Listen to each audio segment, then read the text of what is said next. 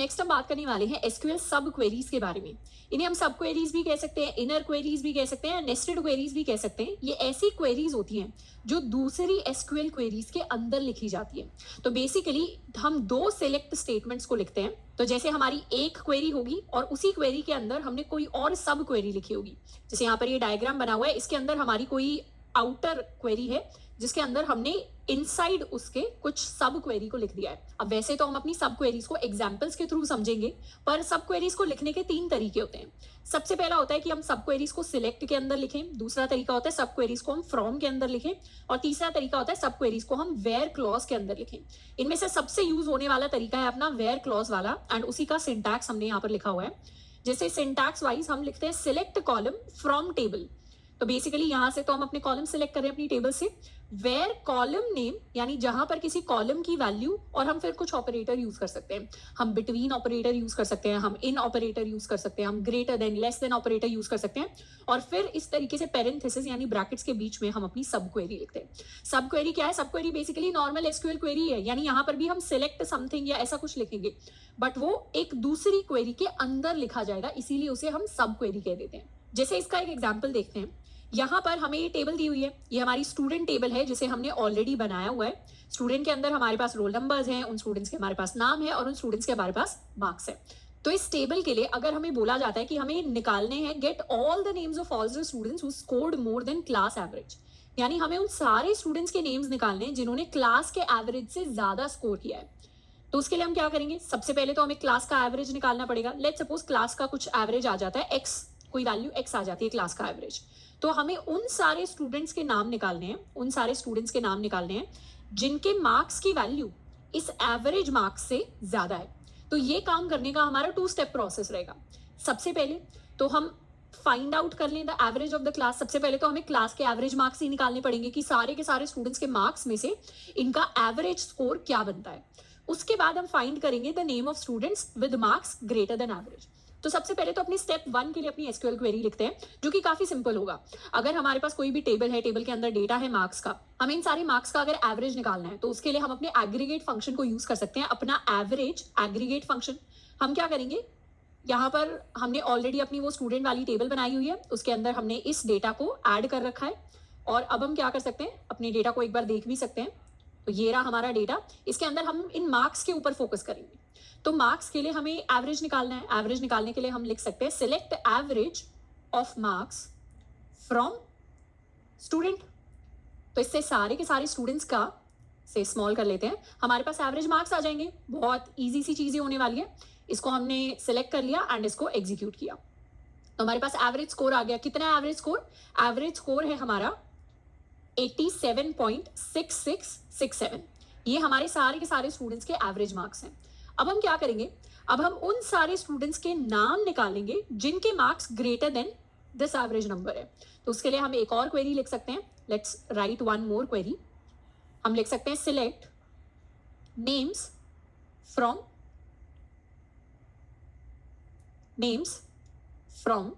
Student where में हम condition लिख सकते हैं जहां पर स्टूडेंट के जो मार्क्स हैं वो ग्रेटर देन हमारा एवरेज है। हमारा एवरेज क्या था? 87.6667। तो ये हमारा एवरेज था।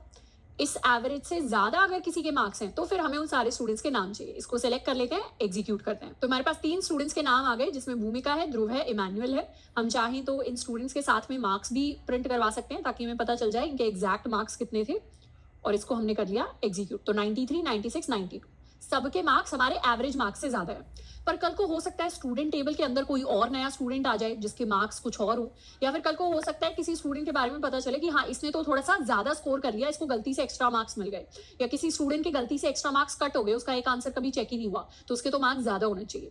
तो अगर टेबल के अंदर कोई भी चेंज होगा तो उससे क्या होगा? क्लास का एवरेज ऊपर या नीचे जा सकता है, तो उस केस में हमारे एवरेज मार्क्स भी चेंज हो जाएंगे। तो हमें तो इस तरीके का एक डायनेमिक प्रोसेस चाहिए। डायनेमिक यानी जिसमें कोई फिक्स्ड वैल्यू ना हो, वो ऑटोमेटिकली पहले तो क्लास का एवरेज निकाले, फिर उस क्लास के एवरेज के बेसिस पर हमारे स्टूडेंट्स के डिटेल्स निकाले। तो इस तरीके की चीजें लिखने के लिए हम सब क्वेरीज को यूज करते हैं। मतलब ये हमारी फर्स्ट स्टेप और ये हमारी सेकंड स्टेप, दोनों को कंबाइन करने के लिए हम सब क्वेरीज को यूज करेंगे। दोनों को कंबाइन करने के लिए कैसे सब क्वेरीज को यूज करेंगे? हम इतना पार्ट तो सेम रखेंगे, यानी हमें चाहिए तो क्या क्या चाहिए, हमें हमें नाम चाहिए स्टूडेंट्स के और उनके मार्क्स चाहिए।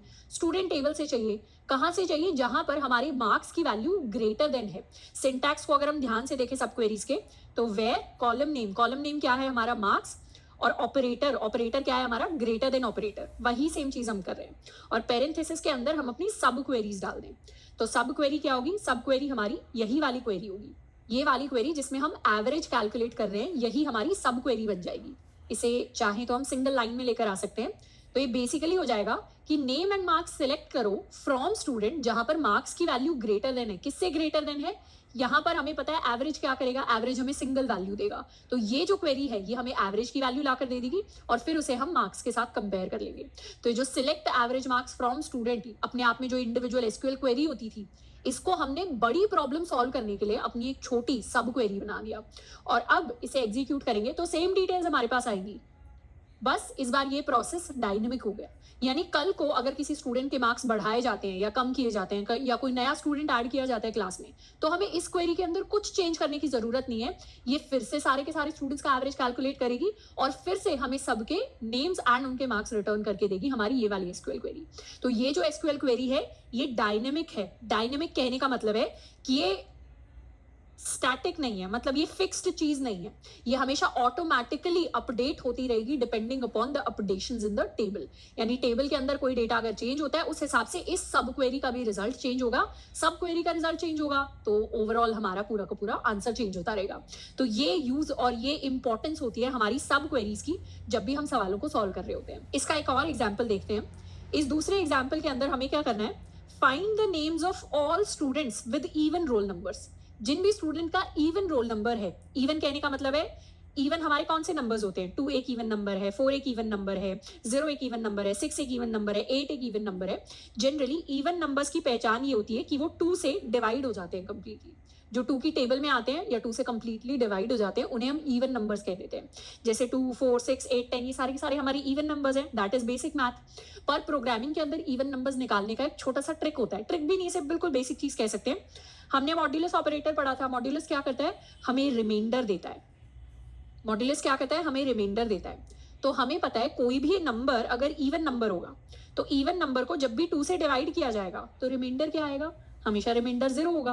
क्यों, क्योंकि अगर कोई इवन नंबर है, लेट्स सपोज हमने 16 ले लिया, 16 एक इवन नंबर है, उसको हम 2 से डिवाइड करेंगे तो 8 से क्या करेगा, कंप्लीटली डिवाइड हो जाएगा। अगर हम कोई दूसरा इवन नंबर ले, लेट्स सपोज हमने 10 ले लिया, तो 2 से डिवाइड करेंगे 5 से, ये कंप्लीटली डिवाइड हो जाएगा। तो हर केस में इवन नंबर जब भी 2 से डिवाइड होता है रिमाइंडर क्या आता है, हमेशा रिमाइंडर 0 आता है। तो इवन नंबर्स की पहचान ही यही होती है कि इवन नंबर्स जब भी 2 से डिवाइड करते हैं हमेशा रिमाइंडर 0 देते हैं। तो अगर हमें कभी भी किसी भी इवन नंबर को चेक करना है एसक्यूएल में, तो हम क्या कर सकते हैं, अगर हमारे पास कोई नंबर है, लेट्स सपोज हमारे पास कोई मार्क्स हैं, इवन मार्क्स है या नहीं है, तो उसको क्या करेंगे, मॉड्यूलस 2 ले लेंगे और उसको चेक कर लेंगे क्या वो 2 से डिवाइड होता है या 2 से डिवाइड नहीं होता। अगर वो 2 से डिवाइड होता है तो फिर वो क्या है, वो एक इवन नंबर है। उसी तरीके से अगर हमारा रोल नंबर 2 से डिवाइड होता है तो वो क्या है, वो एक इवन रोल नंबर है। यहाँ पर इवन रोल नंबर कौन कौन से हैं, हमारा 102 एक इवन रोल नंबर है, 104 एक इवन रोल नंबर है, 106 एक इवन रोल नंबर है।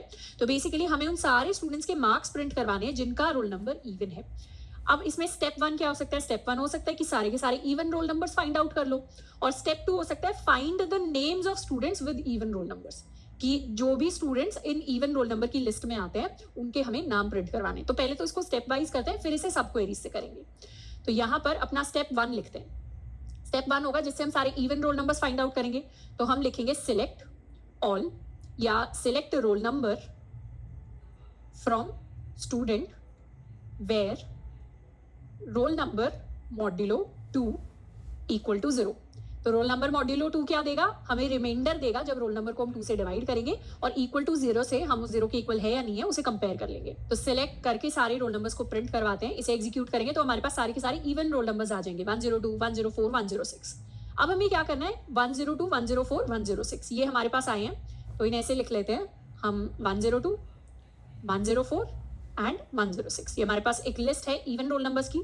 अब हमें चाहिए जिन स्टूडेंट्स के ये रोल नंबर है सिर्फ उन्हीं के नाम प्रिंट करवाने हैं। तो हम लिख सकते हैं select name from student table where roll number in this list.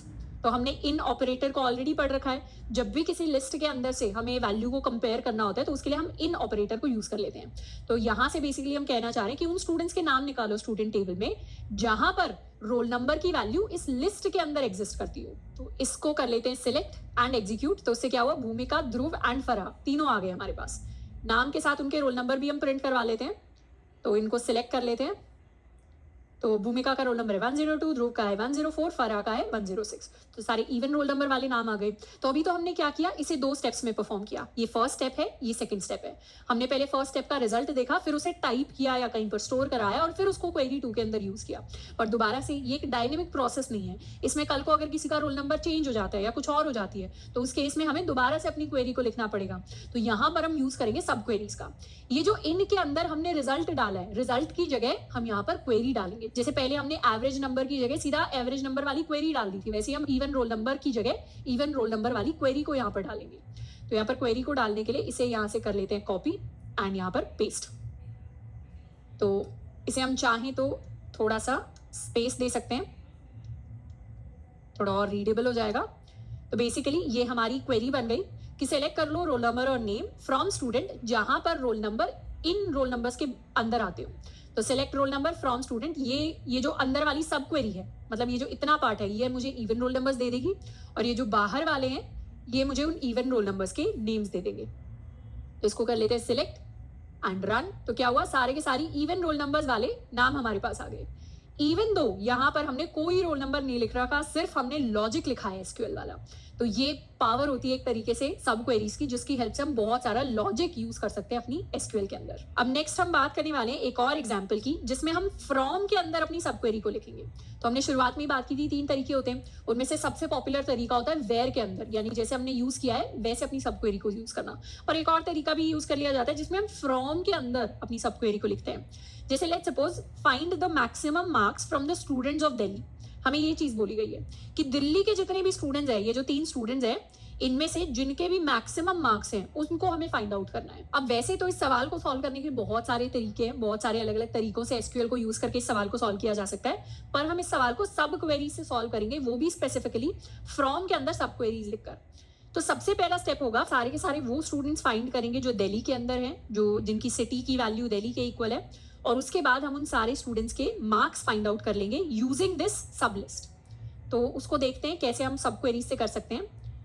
ये पुराने वाली सब क्वेरीज को यहाँ से हम हटा देते हैं। हम क्या करेंगे, सबसे पहले सिर्फ दिल्ली के स्टूडेंट्स निकालते हैं। तो select all from student where city equal to Delhi. तो सारे के सारे यहाँ से इस सब क्वेरी से वो स्टूडेंट्स आ जाएंगे जिनकी सिटी दिल्ली के इक्वल है। इसको एग्जीक्यूट करेंगे तो हमारे सिर्फ दिल्ली वाले स्टूडेंट्स आ गए। अब हमें क्या करना है, दिल्ली वाले स्टूडेंट्स के लिए हमें मैक्सिमम मार्क्स निकालने हैं। तो हम क्या करेंगे, अपनी पूरी टेबल यूज करने की बजाय हम सिर्फ वो टेबल यूज करेंगे या वो डेटा यूज करेंगे जो हमारी दिल्ली वाले बच्चे हैं। तो दिल्ली वाले बच्चों का डेटा कैसे निकालना है वो हमें ऑलरेडी पता है, हम इस क्वेरी को एग्जीक्यूट करके अपने दिल्ली वाले बच्चों का डेटा निकाल सकते हैं। तो पूरी टेबल की जगह हम इस टेबल को यूज करेंगे फ्रॉम के अंदर। तो कैसे करेंगे, हम लिख सकते हैं सिलेक्ट, हमें चूज करने हैं मैक्सिमम ऑफ मार्क्स फ्रॉम। अब यहां पर हम इस चीज को लिखेंगे, यानी फ्रॉम के अंदर हम इस स्टेटमेंट को लिखने वाले हैं एक सब क्वेरी की तरह।